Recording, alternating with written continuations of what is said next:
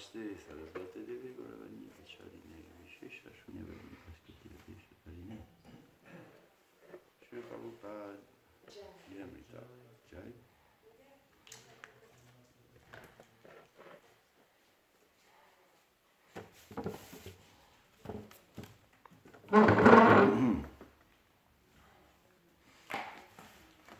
Alors comment ça se passe maintenant? Fait en français avec une traduction anglaise, c'est ça? Oh. Ou en anglais avec une traduction française? Ça dépend. Ah, Krishna, quel gros problème. Ok. 1, 2, 3. 1, 2, 3, 4. 5. Hein? Qui c'est qui veut traduire? En français ou en anglais? Anyone wants to translate in French? Quelqu'un veut traduire en anglais? Moi, je peux traduire. You can translate? Je peux traduire pour vous. En français ou? Tous les deux. Ok. Hein? Pourquoi on parle français? Mais tout le monde parle français ici. Tout le monde parle français. Ok. You speak French? Ahí va. Sauf le Vishnu Chanananda. Vous voulez la traduction? Non, on va faire en français. Maintenant, si vous voulez traduire en anglais pour les 50 000 auditeurs là, sur machin, mais je ne crois pas, hein, il n'y a pas beaucoup de monde en anglais. Ok, en anglais. En français. Donc nous sommes en 66. Prabhupada vient d'accorder l'initiation. Ça se passe à San Francisco, la deuxième batch, deuxième groupe. Donc il y en a 2 qui viennent d'être initiés, Gurudas et Yamuna. Ensuite, il y a Bonnie et Gary qui deviennent Govindadasi et Gaurasundar. Et les admirateurs sérieux de Prabhupada ressentaient que certains des candidats à l'initiation n'avaient pas pour intention de vraiment suivre, d'assurer cet engagement à vie exclusif en tant que disciple vis-à-vis du gourou. Il disait, mais Swamiji, il y a des gens ici qui viennent seulement pour l'initiation, on ne les a jamais vus avant et on ne les reverra jamais plus. Srila Prabhupada répondit que c'était le risque qu'il devait prendre. Un jour, dans un discours dans le temple, il expliqua que bien que les réactions des péchés passés d'un disciple sont enlevées lors de l'initiation, le maître spirituel reste responsable jusqu'à ce que le disciple soit délivré du monde matériel. C'est pourquoi, dit-il, dit Prabhupada, le Seigneur Chaitanya avait bien prévenu qu'un gourou ne doit pas accepter beaucoup de disciples. Et oui, il venait pour l'initiation, parce que c'est bien d'être initié. Voilà. On peut dire après, moi j'ai un gourou, je suis initié, je m'appelle comme ça, je promène un peu partout. Mais c'était pas très profond. C'était pas nécessairement bien méchant, il ne savait pas ce que ça veut dire. Mais c'était pas très profond. Et profond, ça veut dire quoi? On comprend un engagement. Comprendre l'engagement, être conscient de son engagement, de sa responsabilité vis-à-vis de son maître spirituel. Oui. Vis-à-vis de Krishna. Voilà, conscient, conscient quoi. Un engagement conscient. Il y avait quand même l'excuse circonstancielle à l'époque. Il ne savait pas ce que c'était vraiment. Et Prabhupada, en plus, d'un côté, il ne savait pas, de l'autre côté, Prabhupada, lui, il était très, on le voit, il est très, très libéral, pas d'une façon libérale, légère. Au contraire, c'est parce qu'il était très profond dans son désir urgent de répandre le mouvement, le chant des saints noms dans le monde entier, et qu'il fallait absolument avoir des aides pour faire ça. Donc il a fait ça au risque justement de devoir prendre la responsabilité de gens qui n'étaient pas responsables. Voilà. Une nuit dans le temple, pendant la session des questions-réponses, un individu costaud, barbu, leva la main et demanda à Prabhupada, « Est-ce que je peux être initié ?» On avait lu ça. Oui. Hein? Bon. Vous savez qu'est-ce qu'il Prabhupada a dit? Il a répondu. Qu'est-ce qu'il a répondu, Prabhupada?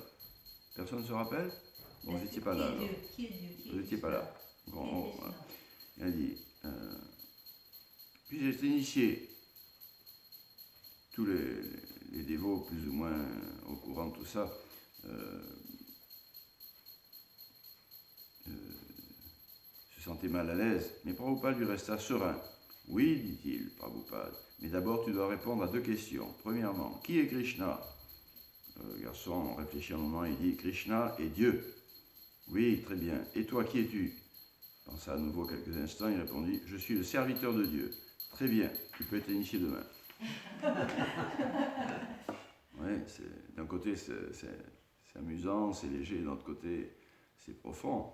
Pas seulement parce qu'on a dit, comme Prabhupada dit, voilà, il voulait servir, mais aussi parce que c'est pas rien de dire que Krishna est Dieu et de dire que je suis le serviteur de Dieu. Tout est compris dans. Oui, et puis c'est pas. Hein, quand même, le garçon, il était là devant tout le monde, personne ne le connaissait, et avec aplomb, et certaines, voilà. Qui c'est Krishna? Krishna est Dieu. Si on va en Inde, bien sûr, enfin, ou si on allait en Inde, qui c'est Krishna? Tout le monde dit, ah, Krishna c'est Dieu. Qui c'est Tartampion? Ah ben Krishna, Tartampion c'est Dieu. Qui c'est machin? C'est Dieu. C'est le Dieu. Mais c'est pas ça. Et en Occident, quand on parle de Dieu, en général, il y en a un seul. C'est l'être suprême. C'est de dire Krishna, c'est Dieu. Voilà.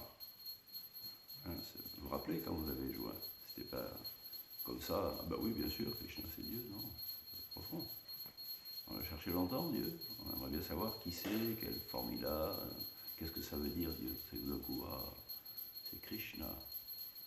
Celui qui parle, celui qui marche, celui qui a une forme. Ouais.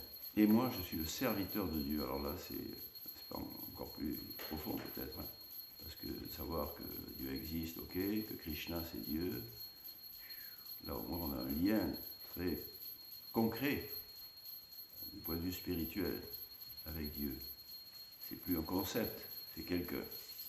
Mais moi, Dieu, jusqu'ici, Dieu, je m'entends bien avec lui, il ne me dérange pas et moi je ne le dérange pas.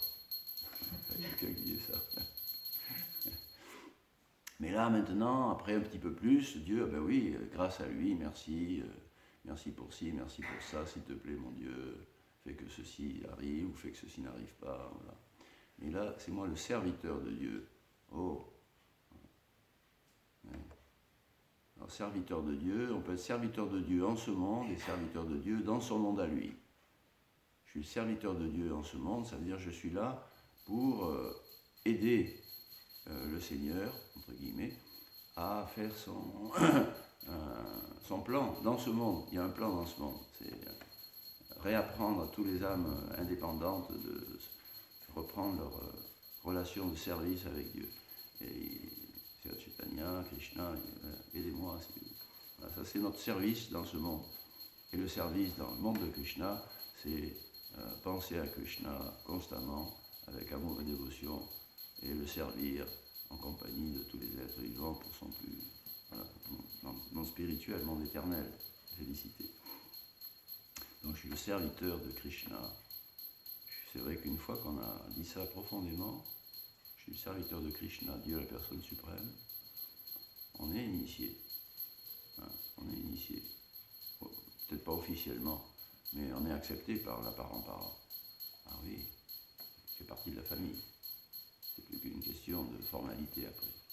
Et donc toutes nos activités dans cet état de conscience toutes ces activités sont acceptées par la parampara, par le Panchatattva, le Chaitanya, et donc Krishna, il accepte, on progresse, jusqu'à l'initiation, on continue après. Mais ça, c'est déjà du service dévotionnel.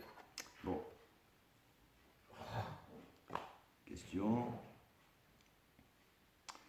Prabhupada savait que ce serait difficile pour ses disciples occidentaux de rester fermes dans leur vœu pour la conscience de Krishna et de rester dans la conscience de Krishna et d'atteindre le but, le pur service dévotionnel.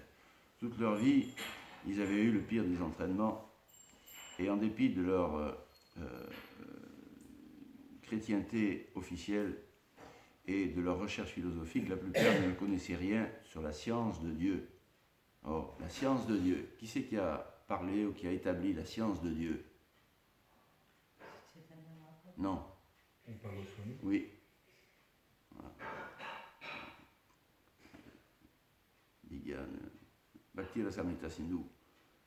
C'est la science du nectar de la dévotion, une science. On pourrait dire, Bhakti Rasamrita Sindhu, c'est l'océan du nectar de la dévotion. Oh, c'est sûrement un livre avec plein de poèmes jolis, l'amour pour Dieu, etc. C'est pas ça. C'est ça aussi. Mais c'est aussi et surtout un livre de science, un manuel pratique pour voir Ado, Shraddha, Tata, Sadhu, Sangha, quelles sont les étapes graduelles, officielles, réelles, concrètes, progressent à différents niveaux dans les études pratiques, Pratano pour Dieu. La science, Rupa Goswami, les 6 Goswamis de Vrindavan. Oui, ils ne connaissaient rien de la science de Dieu. La plupart, ils ne connaissaient même pas, ils ne savaient même pas que c'était mal d'avoir une vie sexuelle illicite ou de manger de la viande, bien que lorsqu'il leur dit, ben, ils l'acceptaient comme lui, c'était lui qui le disait. Et il chantait avec Krishna librement. Comment pourrait-il, lui, leur refuser?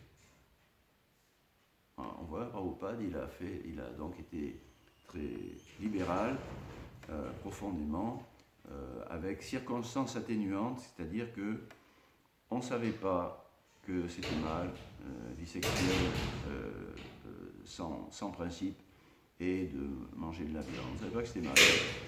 Et quand il l'a dit, on l'a accepté. Voilà, c'est ce qu'on appelle les personnes innocentes. Il y en a, quand on leur dit, ils disent non, c'est pas vrai, taisez-vous, machin, on fait ce qu'on veut, etc. Voilà. Ça, c'est pas les personnes innocentes, c'est les asuras ou les athées convaincus et actifs contre Krishna, contre la dévotion. Et ils avaient aussi chanté librement, ils freely chanted Hare Krishna. Donc ils chantaient librement, comme les volontaires, hein, les woofers ici. Ils viennent ici librement, ceux qui ont choisi de venir ici. Et les premiers jours, pouf, le matin, ils s'assoient et ils chantent librement Hare Krishna, personne ne les force. Ils chantent librement, il n'y a pas d'offense, il n'y a pas d'attitude, voilà. Ça, non, ils sont très, très contents de chanter Hare Krishna sans savoir ce que ça veut dire, ce que ça implique, en tout cas, vraiment.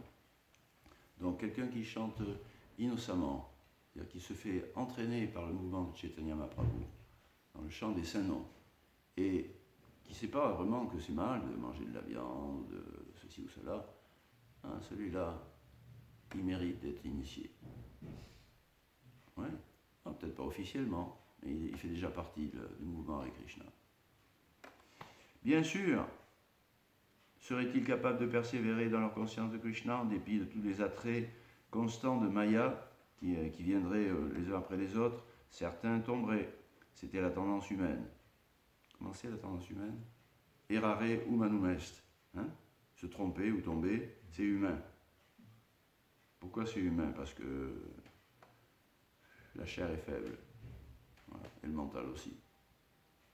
Donc la faiblesse par rapport aux tentations fortes de la vie matérielle, moderne, voilà, c'est humain de tomber. Mais, vous connaissez la suite du dicton, errare humanum est, perseverare diabolicum.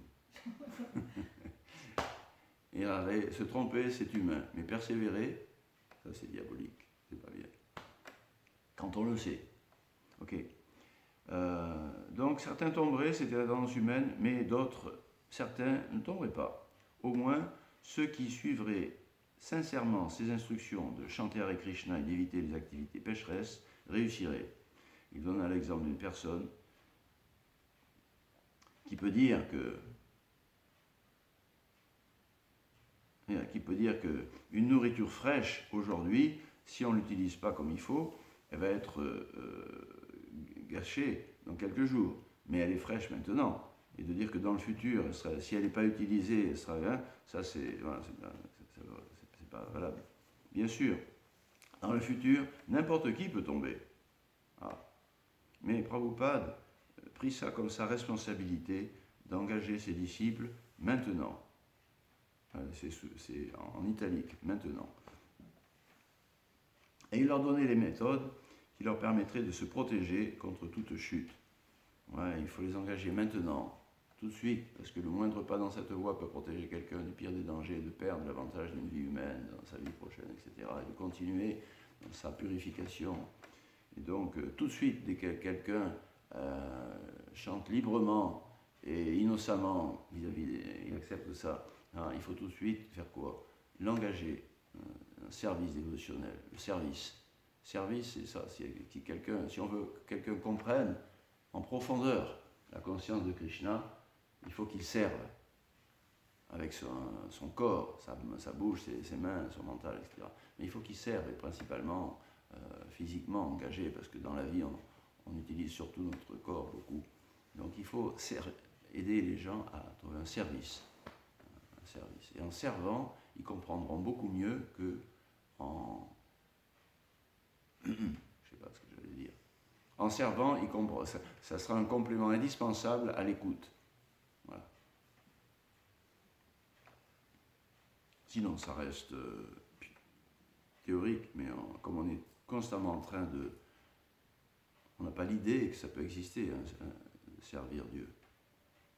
Donc, on écoute, mais on reste dans le mauvais état d'esprit, mauvaise direction de conscience.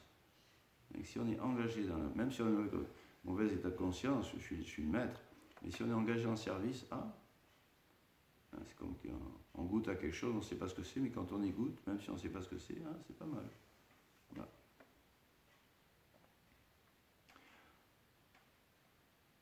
Et il leur donnait les méthodes qui leur permettraient, s'ils les suivaient, de ne jamais tomber. Voilà. Combien de fois, je ne sais pas, dans le livre de Vyasapuja, des disciples de Prabhupada cette année-là, combien il y en a qui ont répété ce truc-là? Prabhupada, oui, vous avez dit, parce que ceux qui offrent leur lettre de Vyasapuja encore aujourd'hui, 50 ans après, c'est qu'ils ne sont pas tombés. Ils ont trébuché peut-être, mais en tout cas, ils sont toujours debout. Et donc, combien il y en a de ces dévots-là qui ont répété Prabhupada? Vous avez dit, hein, si vous chantez Hare Krishna toute votre vie et restez fidèle à ce moment-là, à ces principes de vie non violente, vous retournerez au monde spirituel. 4 principes, 16 tours. Vous retournez au monde spirituel. Combien de fois vous l'avez dit, Prabhupada? Il y a plusieurs qui citent précisément, Prabhupada disait ça comme ça. Hare Krishna. Il leur a donné les méthodes à suivre pour ne jamais tomber. Alors, on va bien savoir quelles sont ces méthodes, hein, Christopher.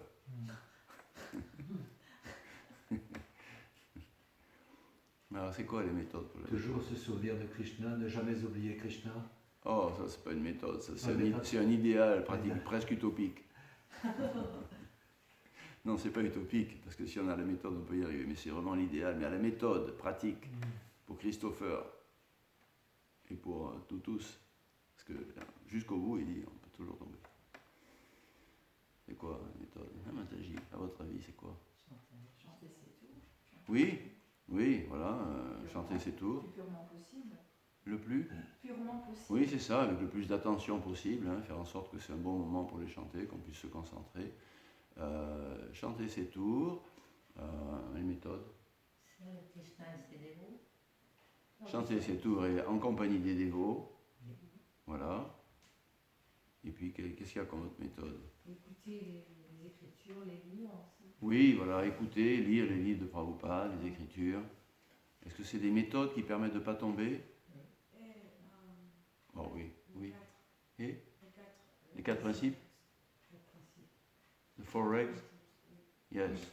Ah oui.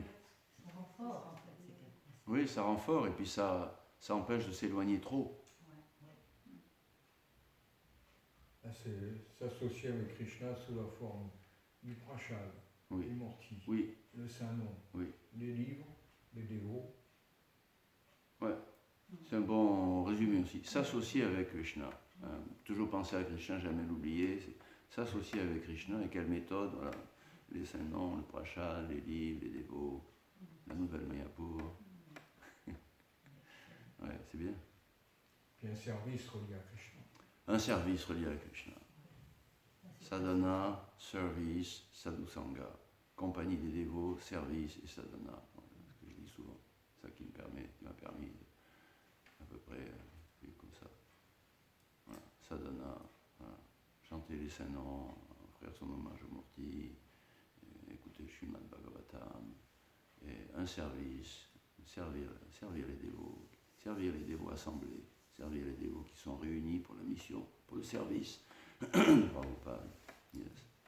Et sadhusanga, garder le contact avec les dévots. Voilà, humblement, ça veut dire.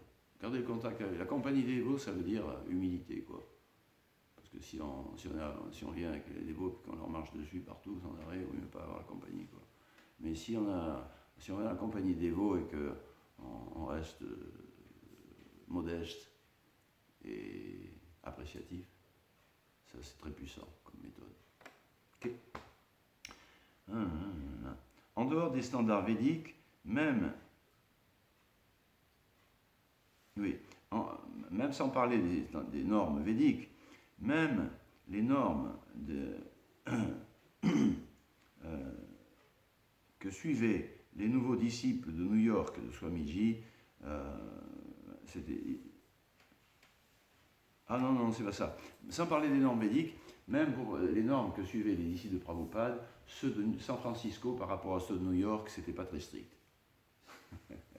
Il y a toujours des endroits qui sont un peu comme ci, d'autres un peu comme ça. New York, c'était un petit peu, peut-être, un peu plus... Plus ça, strict, quoi. Hein? plus strict, plus formel. Plus formel, peut-être. C'était le premier, donc ça. San Francisco, c'est déjà l'extase. Et donc, allez, boum, on croit que ça y est, on peut faire n'importe quoi. Un petit peu, j'ai caricature, hein, mais des fois c'est comme ça.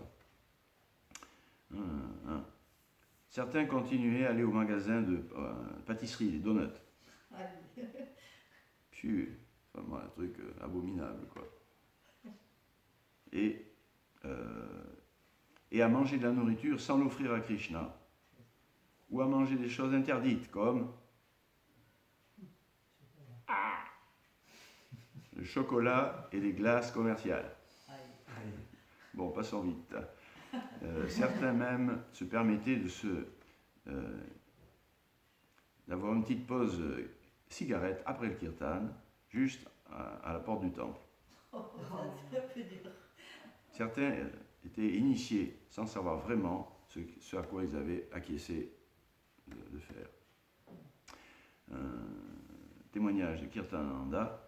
L'état d'âme, l'état d'esprit à San Francisco, c'était beaucoup plus relax. Les dévots aimaient bien aller au coin de la rue pour prendre un petit café avec des donuts. Mais Prabhupada aimait la façon dont tant de gens venaient ainsi à lui. Pas ainsi, mais venaient à lui. Et il aimait le programme qu'il y a eu à cette grande salle de spectacle, Avalon Ballroom. Mais il y avait aussi deux aspects, deux groupes. Ceux qui suivaient strictement les règles, quand on dit les règles, c'est soit les 4 règles, soit toutes les règles du service dévotionnel, quoi. Se lever le matin de bonne heure, prendre sa douche, s'offrir sur Majumurti, chanter les tours, écouter le Bhagavatam, voilà. En général, rules and regulations, c'est tout ça, c'est l'ensemble des règles. Ça comprend les 4 règles. Ok, donc il y avait 2 groupes, ceux qui suivaient strictement toutes les règles et mettaient l'accent sur la pureté, et à côté de ça, il y avait ceux qui n'étaient pas très concernés par le fait d'être stricts, mais qui voulaient répandre la conscience de Krishna aussi de façon aussi vaste que possible. Swamiji était si grande âme qu'il accueillait les deux groupes. Ça, c'est un témoignage de Kirtananda. C'est intéressant. Oui, on entend toujours dire ça. Hein. Il y a les libéraux, il y a les conservateurs. Les radicaux. Hein? Les radicaux. Il y a les radicaux, il y a les révolutionnaires, il y a les... Enfin bref. Hein? Voilà, quoi. Il y a les freelance et les sérieux. Il y a les sahajias et les purs dévots. Ça a toujours En existé. fait, voilà, c'est ce que j'allais dire. Ça, Oui, ça bien sûr, existera toujours toujours. existé, voilà. Et puis après, il y a la zone grise hein, entre les deux. Et puis aussi, il y a... Qui sait qui... Oui, là, il dit, c'est pas seulement qu'il y avait deux groupes, mais aussi, c'est que Swamiji, il accueillait, il a pris dans son groupe tout le monde, les deux groupes. Pense à la maison dans le monde entier, qui peut trouver refuge. Ouais.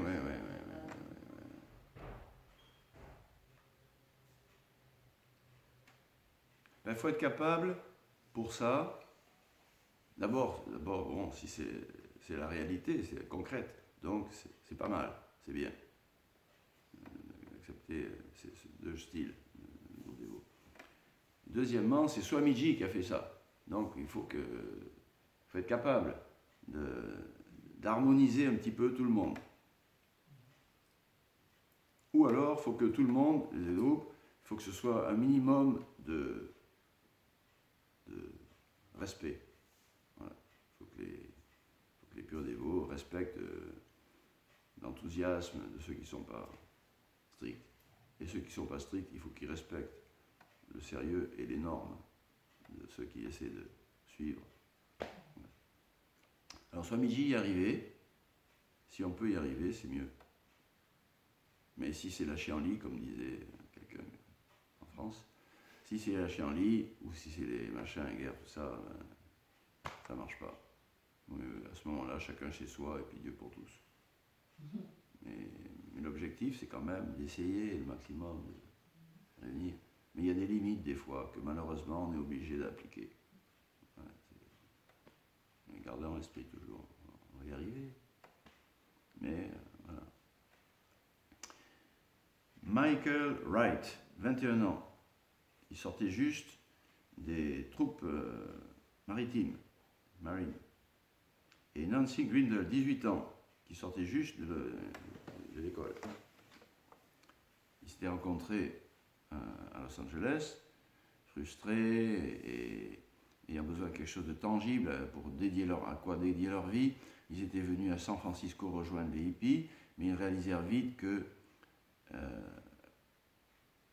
qu'ils n'avaient pas grand-chose en commun avec ces hippies de Haight-Ashbury qu'ils trouvèrent sales, désorientés, sans but, pas productifs, perdus dans leur recherche d'identité. Donc Nancy avait pris un petit travail de secrétaire pour une téléphone de compagnie et Michael avait trouvé lui aussi un autre petit travail. Lorsqu'ils entendirent parler du Swami d'Haight-Ashbury, ils décidèrent d'aller visiter le temple. J'aime bien savoir qui c'est que c'est devenu là, Nancy. Ah, c'est Nandarani. Ah ben tiens. Alors Michael, je ne sais pas qui c'est. Il ne disent pas.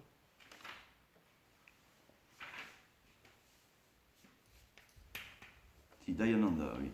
Dayananda et Nandarani. Alors, je ne sais pas si c'est la Nandarani dont on parle en ce moment, mais c'est fort possible, parce que c'est ça, vraisemblablement. C'est non, c'est Narayani. Narayani, qui est la première dévote à prendre des disciples dans l'ISKCON, il y a quelques jours. Non, ça c'est Nandarani. Donc c'est devenu Dayananda et Nandarani. Ok. Donc ils vont visiter le temple. C'était un kirtan du soir et les hippies irrepressible, on peut pas les tenir quoi. Ils tournaient en rond, ils dansaient comme des fous, ils faisaient n'importe quoi. Michael et Nancy s'assirent sur le sol, dans un petit coin, impressionnés plus par la présence du Swami que par le kirtan. À la fin du kirtan, Prabhupada parla et il trouvait qu'il parlait avec un accent très difficile.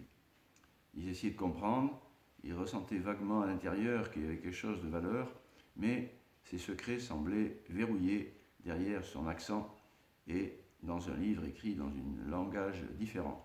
Ils décidèrent de revenir le lendemain matin, d'essayer encore, et le lendemain matin, et le groupe était plus petit, il y avait une douzaine de dévots avec des chapelets pour chanter autour de leur cou, et quelques gens qui venaient de la rue. Le kirtan semblait un petit peu plus mélodieux, un peu plus doux, là, et Michael et Nancy chantèrent et dansèrent avec les dévots.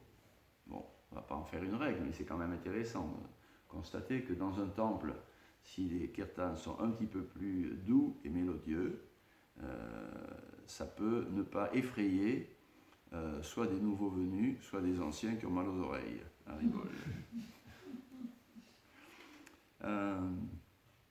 Et quand Prabhupada a parlé, alors cette fois-ci, ils purent saisir quelques-unes de ses idées. Ils restèrent pour le petit déjeuner. Enfin, le petit déjeuner, dans la conscience de Krishna, c'est un mot qu'il faudrait changer peut-être. Le petit déjeuner, c'est pas vraiment petit. Ok, ils restent pour le déjeuner et se lièrent d'amitié avec Mukunda et Janaki, Sam et Marjorie, qui allaient devenir Shyamasundar et Malati, Yamuna et Gurudas, Govinda Dasi, Gorasundar. Ils aimaient les dévots, ils promirent de revenir le soir et bientôt ils étaient là matin et soir. Et Nancy, avec les autres filles, assistait aux classes de cuisine que Prabhupada donnait le week-end. Alors, mesdames, vous allez en donner des cours de cuisine, oui, le week-end? Ce serait une bonne chose, ça, quand même. Annoncer, voilà, nouvelle main à peau, Blaise, tous les week-ends, cours de cuisine. Voilà. Et enseignement sur la taille des rosiers.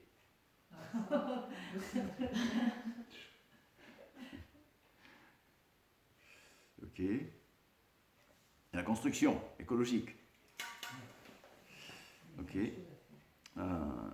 Michael était ouvert aux idées de Prabhupada, mais il avait du mal à accepter l'idée qu'il fallait absolument se soumettre à une autorité spirituelle. Sa tendance était de rejeter les autorités. Alors, on n'est pas les seuls. Bonne nouvelle. Même les Américains. C'est même pas une tendance, c'est un réflexe. C'est un réflexe. Il ne faut pas se faire d'illusions. Des millions de vies où on a d'abord, on ne rejette pas Krishna au début, non, juste on veut essayer un petit peu d'être indépendant. Ça va quoi, on va essayer de voir si je peux le faire tout seul, sans lui, contrôler moi-même, tout ça. Mais pour ça, petit à petit, il faut mettre de rejeter. Et à la fin, on finit par être autorité. Voilà. On rejette l'autorité. Donc pour renverser cette tendance ou ce réflexe, c'est quoi? C'est possible, difficile, impossible? C'est impossible. Il faut être convaincu. Non, impossible. Tu es convaincu, mais quand l'autorité te dit un truc que tu n'aimes pas, tu n'es plus convaincu. Non, c'est impossible. C'est des réflexes. Et puis dans le cœur, on a cette... non, hein, des fois toi-même, des fois il y a un truc et tu sens là, ça sort partout, les oreilles, le nez, partout. Donc c'est pas possible. Seulement si on aime. Seulement si on aime. Krishna il a dit, Mamekam Sharanam Raja, soumettez-vous à moi uniquement, et puis je vous libérerai. C'est quand même pas mal comme échange. Moksha Ishyami. N'ayez pas peur, je vous libérerai, Moksha. Je te donnerai la liberté, Arjuna et tous les autres. Vous serez libre, vous ne serez pas puni si vous faites des choses, etc. Vous serez libéré du monde matériel, vous serez libéré. Ben, apparemment, ça a marché pour Arjuna, mais ça n'a pas marché trop pour la suite. Parce que juste se libérer, pour de vrai, pas une mano dharma, là, pas une imagination de libération, mais se libérer comme ça, c'est motivé aussi. C'est une motivation. C'est pas de la soumission du cœur. Oui. Donc, pourtant, il avait dit, Krishna, juste avant, il a dit, Madmana Mad Bhakta, soumettez-vous, mais avec dévotion, avec amour. Mais le dernier mot, c'est, voilà, soumettez-vous, et moi je vous libérerai. Alors, ça n'a pas suffi. Mais ça a marché avec Chaitanya Mahaprabhu. Premanam Sankirtan. Chanter avec amour, avec dévotion, avec une joie innocente au début, librement. Et quand on aime, le mantra Hare Krishna, quand on aime le mouvement Hare Krishna, quand on aime le dévot de Krishna, Prabhupada, à ce moment-là, la soumission à l'autorité devient possible, attirante, intéressante, attirante, enthousiaste, de plus en plus en tout cas. Mais ça demande ça, il faut vraiment changer le cœur. Ça vient du cœur, pour que ce soit réel, spontané, quoi. Sinon, voilà, mais c'est normal qu'il faut que ce soit graduel. Mais pour que ce soit vraiment spontané, comme on dit, naturel, d'accepter l'autorité, il faut que ce soit installé dans le cœur. Quand on aime bien la conscience de Krishna, on aime bien Krishna, on aime bien Prabhupada, on aime bien le service dévotionnel. Mais ça peut prendre plus ou moins de temps. Voilà. Avant, il faut se soumettre, parce qu'on comprend que c'est vraiment notre intérêt, et que si on ne le fait pas, on repart dans une vie misérable. Et si on ne le fait pas, on ne pourra pas passer à l'étape suivante où ça va devenir naturel. Mais Chaitanya Mahaprabhu, il a pris les deux groupes, Prabhupada aussi. Pourvu qu'on ait compris la science un petit peu, voilà ce que ça implique, si je fais ça, waouh, j'aurai tout ça, ça vaut la peine. Donc voilà, je suis le processus et ça va marcher, je vais accepter de plus en plus l'autorité aimante du Seigneur avec moi-même. Et l'autre groupe, moi c'est vraiment dur. Mais si je le sers, la mission, je fais vraiment des sacrifices pour aider la mission, même si c'est à ma façon, peut-être j'aurai une miséricorde spéciale. Voilà. Si je ne fais pas trop d'offenses dans mon libéralisme. Donc, mais il faut arriver à ça, parce que le rejet de l'autorité, on peut pas faire, on peut rien faire quand on rejette l'autorité, on peut rien faire. En tout cas, pas très longtemps. Pas très longtemps. Ça marche pas. Ça marche pas. Ça marche pas. Ouais, j'avais déjà dit ça. Mon vieil aumônier, mon vieux prêtre, là, il était à l'école, et puis après, scout et tout ça. Mon père Barré, il avait demandé, là, juste avant qu'il quitte son corps, il dit, Père Barré, vous qui êtes une personnalité, vous avez de la personnalité, vous êtes opposé souvent aux idées trop traditionnelles, trop modernes, trop traditionnelles, etc. Enfin, avec les problèmes avec votre hiérarchie, comment vous avez fait pour rester quand même? J'ai toujours accepté l'autorité, finalement. Ouais. Pas aveuglément, bien sûr, tant que c'est du service émotionnel qu'on nous demande, tant que ça contribue au service émotionnel, on accepte l'autorité. Ok? Des questions, des commentaires?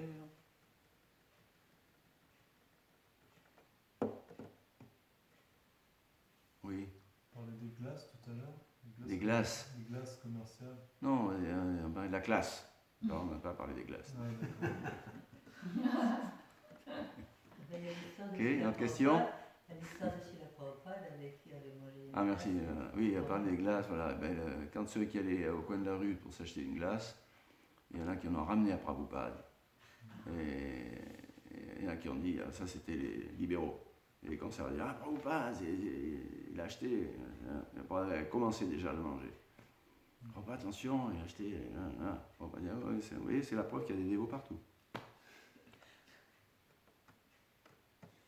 Mais bon, il vole quoi. Ouais. Ok. On continue encore? Il y a 10 minutes, si vous voulez bien.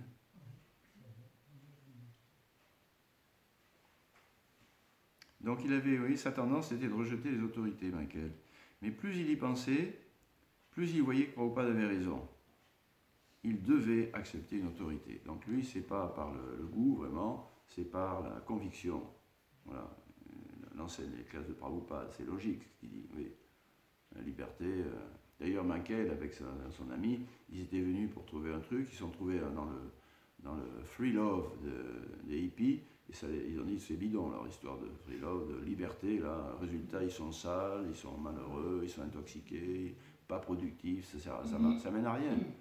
Voilà. Donc avec expérience et intelligence et une bonne écoute, mais non, il faut accepter une autorité. Et il se dit, chaque fois que je m'arrête au feu rouge, j'accepte une autorité. Finalement, il conclut que pour progresser dans la compréhension spirituelle, il devait accepter une autorité spirituelle. Néanmoins, parce qu'il ne voulait pas l'accepter, il était dans un dilemme. Bon, voilà. Donc sur le plan conviction intelligente, par l'écoute, il était convaincu. Sur le plan du cœur, non, il ne pouvait pas. C'est difficile, hein, on connaît tout ça. Hein. Des fois, on sait qu'on ne devrait pas faire quelque chose, mais on veut quand même le faire. On sait qu'on devrait faire quelque chose, mais on ne veut pas le faire. Qu'est-ce qu'on fait dans ces cas-là? Qu'est-ce que vous faites? Dans le doute, abstiens-toi. Si c'est un truc qu'on ne doit pas faire, oui. Oui, mais là, quand tu as ton petit ange qui dit, ah, faut pas le faire, hein, et là, un petit démon qui dit, oh, ça va, il n'y a personne qui voit, puis une fois, c'est pas très grave. Le doute. Comment on fait quand on hésite, là, entre, je sais que je devrais le faire, mais j'ai pas envie de le faire. Pensez à un truc que vous savez que vous devriez faire, mais vous ne faites pas, parce que vous n'avez pas envie. Il y en a qui chantent avec On Krishna. chante avec Krishna. On s'en remet à Krishna. Ça marche souvent. Oui, toujours. Ça marche souvent de chanter Hare Krishna fort. Ouais. Prabhupada, chez Bhaktisiddhanta, il faisait ça. Quand c'était des situations difficiles, il chantait, pas furieusement, mais il marchait. Et en chantant fort, Hare Krishna, Krishna, Krishna, vraiment pour. Voilà. C'est vrai, j'ai lu ça. Je l'ai lu. Bhaktisiddhanta aussi, il a arpenté sa véranda. Krishna Prabhupada, Hare Krishna, Hare Krishna. Donc chanter fort Hare Krishna quand on a un truc on sait qu'on va le faire, mais on n'a pas envie de le faire, Hare Krishna. Et quand on a quelque chose qu'on ne devrait pas faire, mais qu'on a envie de faire, c'est la même chose. Ou alors, d'autres solutions? On parlait à vidéo. Oui, en parler à quelqu'un, ça aide beaucoup de ne pas être seul avec son dilemme. Enfin, en parler avec quelqu'un qui penche du bon côté. Hein. Parce que si on n'est pas vraiment sincère, on va chercher quelqu'un qui va pencher du mauvais côté. Ah bon, ben ça va. Voilà. Un dévot aîné, par exemple. Oui, aîné, ou même dans des cas urgents comme ça, il faut juste trouver. Des fois, un dévot pas aîné, un dévot puis né, un nouveau dévot, on sait qu'il va. Ah ben non, bravo. Non. Oui. Oui, ça aide d'en parler à quelqu'un. Parce que si c'est nous qui décidons tout seuls, alors c'est trop dur. Mais si quelqu'un le dit, bon, allez. Voilà. C'est bien, hein, ces commentaires. Intéressant. Pratique, les méthodes.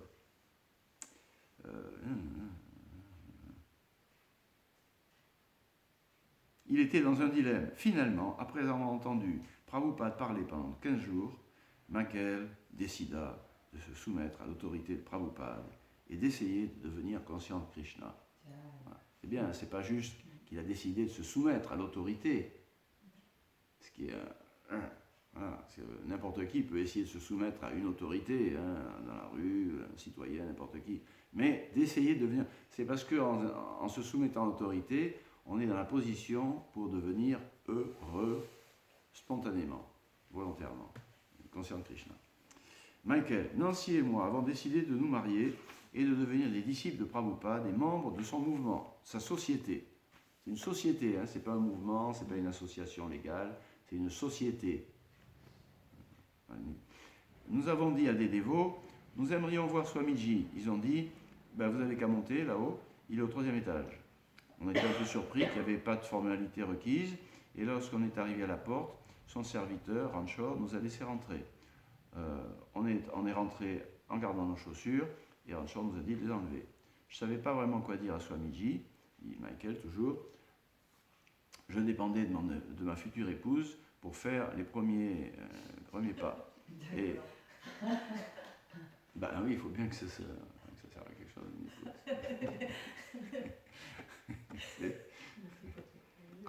Comme l'homme et l'autre, enfin, peut-être je dédie un peu, mais bon.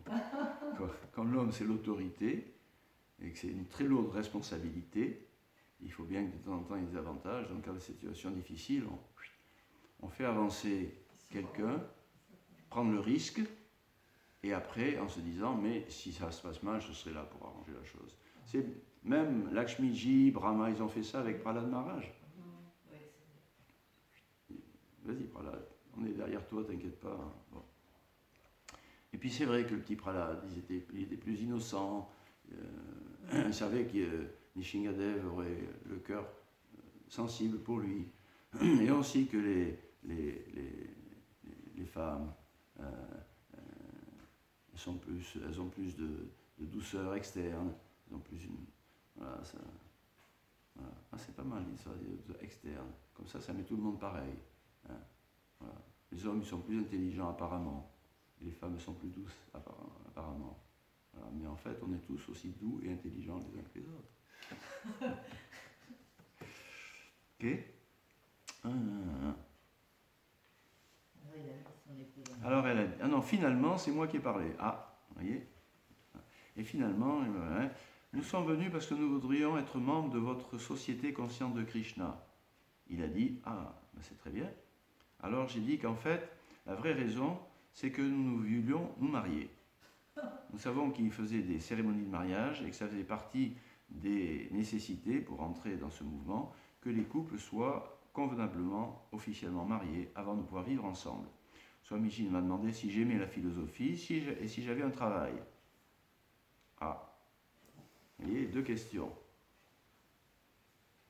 Pour devenir membre du mouvement Hare Krishna, et pour se faire initier et se faire marier, il fallait aimer la philosophie pour se faire initier, et il fallait avoir un travail pour se marier. Ben oui. Ok. Ma réponse à ces 2 questions fut oui. J'ai expliqué que d'abord, nous voulions être initiés, et qu'ensuite, le mois suivant, nous pourrions nous marier. Lors de leur initiation, Michael devint Dayananda et Nancy devient Nandalani. Très vite, Prabhupada célébra leur mariage. C'est témoignage de Nandarani maintenant. Nous savions que ce serait un très grand mariage. Dans Aitashpuri, chaque fois que Swamiji faisait un mariage, il y avait des centaines de gens qui venaient et le temple était rempli. Mes parents allaient venir et ceux de Dayananda aussi. Swamiji a dit que c'était bien que je cuisine. Il dit que je devais aller dans son appartement le matin du mariage et qu'il m'aiderait à cuisiner quelque chose pour le festin du mariage. Donc ce matin-là, j'ai mis mes plus beaux jeans et mon meilleur sweatshirt, mes bottes, et je suis allé à l'appartement de Swamiji. Lorsque je suis monté, je suis rentré avec mes bottes. Swamiji était assis dans sa rocking chair. Il m'a souri, il m'a dit « Oh, tu es venu cuisiner ?» « Oui, » j'ai dit. Il était là, à me regarder assis, un de ses longs regards fixants, silencieux, et il a dit « Bon, commence par enlever tes bottes. » Une fois que j'ai enlevé mes bottes et ma vieille veste de cuir, Swamiji s'est levé, il est allé dans la cuisine, il a pris une grande casserole dont le fond était tellement brûlé que pratiquement on ne voyait plus le métal. Il me l'a tendu, il m'a dit il faut qu'on fasse bouillir du lait dans ce pot, il faut d'abord le laver. Et il n'y avait pas de lavabo dans la cuisine de Prabhupada, il n'y avait pas d'évier dans la cuisine de Swamiji, il y avait juste une petite bassine ronde. Alors je suis allé dans la salle de bain, j'ai mis le pot dans la baignoire et je l'ai rincé. Je me suis dit que Swamiji ne voulait pas enlever tout le truc qui était au fond, la saleté qui était au fond, parce que c'était complètement brûlé. Je lui ai donc ramené, il a dit « Oh, c'est très propre. C'est juste si tu peux enlever un petit peu du truc noir là qui est au fond là. »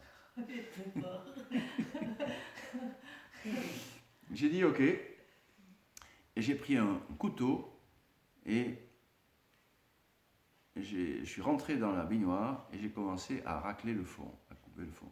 Et j'ai travaillé, et j'ai travaillé, et j'ai travaillé, et j'ai raclé, et j'ai raclé. The clean circle.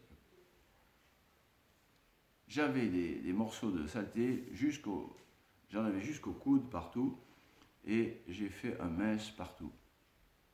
Ça m'a pris, j'ai réussi à enlever à peu près la moitié. Le reste, ça semblait être partie plus ou moins intégrante du fond de la casserole. J'ai ramené le pot à Swamiji et je lui ai dit, ça c'est, j'ai fait de mon mieux, tout le reste c'est cramé. Il a dit, oui, tu as fait vraiment un job magnifique. Bon, maintenant essaye d'élever un petit peu simplement ce qui reste. Très bonne leçon dans cette histoire. C'est important, hein, pour Prabhupada, hein, que les casseroles soient propres. Il était cool. Avis aux laveurs de peau, que nous sommes tous. Mais en plus, la propreté, tout ça, hein, donc je suis reparti dans la baignoire et j'ai raclé. C'était presque midi quand je suis sorti de la baignoire. Avec tout le cramé qui avait été enlevé de ce pot. J'étais tellement contente que lorsque j'ai ramené le pot, il était étincelant. Wow. Avec un grand sourire sur son visage, il a dit « Oh, c'est parfait !» J'étais épuisé. Quand Swamiji m'a accueilli dans sa cuisine et m'a dit comment faire des rasgouls, il a fait bouillir le lait, il l'a fait tourner pour faire des fromages. J'étais là assis et je me suis mis à rouler le fromage en petites boules sur un plateau. Et en roulant les boules, je les ai mis les unes après les autres en rang sur le plateau. Et chacune des petites boules individuelles devait être exactement de la même taille. Swamiji prenait son pouce et les 2 doigts suivants. Ah oui, voilà, comme ça. Avec son pouce et ses doigts, Swamiji, il virait de la ligne des boules ceux qui n'étaient pas de la bonne taille. Et je vais les refaire jusqu'à ce qu'ils soient à la bonne taille. Ça a continué jusqu'à ce qu'on ait un plateau rempli de petites boules de la même taille. Après, Swamiji m'a montré comment faire bouillir les boules de fromage dans de l'eau sucrée. Malati, Janaki et moi cuisinions dans la cuisine et Swamiji, lui, chantait. Il est content. À un moment, Swamiji a arrêté de chanter, il m'a demandé « Tu sais ce que veut dire ton nom ?» Je ne me rappelais même pas quel était mon nom. Il m'a dit qu'à l'initiation, il me l'avait dit à l'initiation, mais parce qu'aucun de nous n'avait l'habitude de ces noms de dévots, je ne me rappelais pas du tout ce qu'était le mien. Je lui ai dit, non Swamiji, qu'est-ce que veut dire mon nom? Il m'a dit, ça veut dire que tu es la mère de Krishna. Nandarani. Et oui, la reine de Nanda. C'est le nom de Yashoda. Ça veut dire que tu es la reine de Krishna. Et il a ri très fort. Et il est reparti à tourner les rasgouls dans le sirop. Je ne comprenais pas qui était Krishna et qui bien au monde pouvait être sa mère, ou comment, d'une façon ou d'une autre, comment je pouvais être relié à cette personne-là. Mais j'étais satisfait que Swamiji ressentait que j'étais quelqu'un digne d'être cette personne-là. J'ai fini de cuire l'après-midi vers 4 heures. Et je suis rentré chez moi pour m'habiller pour le mariage. Je n'avais jamais porté autre chose que des vieux vêtements et des jeans, mais Swamiji avait suggéré que les autres femmes, les autres filles, trouvent un moyen de me mettre un sari pour le mariage. Donc on avait acheté un morceau de soie qui devait faire office de sari. Je suis allé chez Malati. Elle allait essayer de m'aider à le mettre. J'arrivais pas à le garder sur moi. Et donc, elle a dû le coudre sur moi.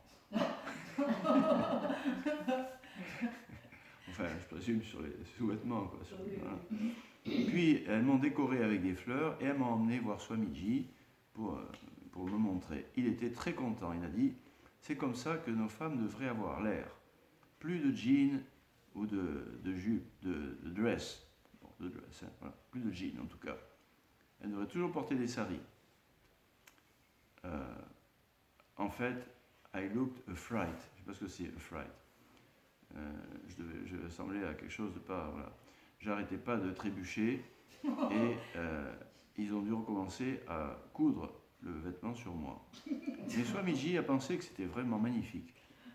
Le vêtement était unicolore et Swamiji a dit, la prochaine fois, tu achèteras un vêtement du tissu qui a une petite bordure en bas. Comme ça fera 2 couleurs. Je préfère encore quand il y a 2 couleurs. Quand nous sommes descendus pour le mariage, Swamiji a rencontré mes parents, ma famille. Il leur a parlé très poliment. Ma mère a pleuré beaucoup pendant la cérémonie. J'étais très contente qu'elle avait été bénie par cette rencontre avec Swamiji. Voilà. Voilà. Ça a marché, hein? Ça a marché, l'innocence, l'innocente dévotion de ces premiers dévots. L'innocente dévotion de ces premiers dévots qui est écouté avec intérêt le message, la philosophie, et qui accepte l'autorité de Prabhupada. Ça a marché. Le mouvement a grandi. Il y en a qui sont partis, mais le mouvement a grandi.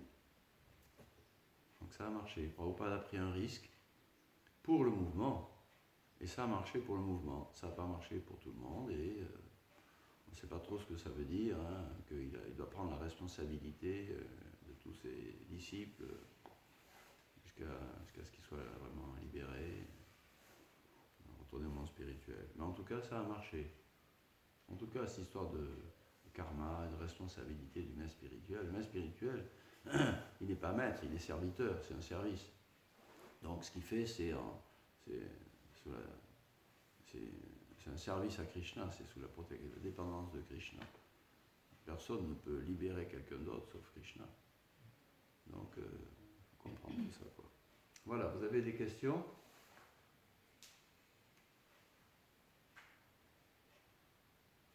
Qui est Krishna? Dieu est la personne suprême.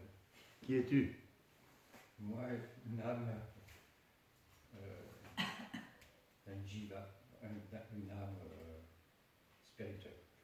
Ah, il manque un petit quelque chose. Éternel serviteur de Krishna. Serviteur de Krishna. Ah, ben ça va, tu peux te initier. Merci. Ok, d'autres questions? Non, c'est bon, Hare Krishna. Jai, Shri Prabhupada, Jai, Gaura Bhakta-vrinda, Jai.